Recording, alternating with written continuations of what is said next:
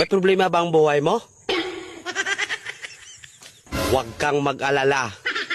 May advice ako. Pakinggan mo. No. Alam nyo, ganyan talaga ang buhay. Parang life. Basta yung importante ay mahalaga. At kung saan ka masaya, dun ka happy. Okay? Basta huwag kang maniwala sa swerte. Kasi malas yun. Minsan ay sometimes, kaya matuto tayong tumanggap ng acceptance. Halimbawa, for example, ang baby ay sanggol. So kung di mo intindihin, you don't understand.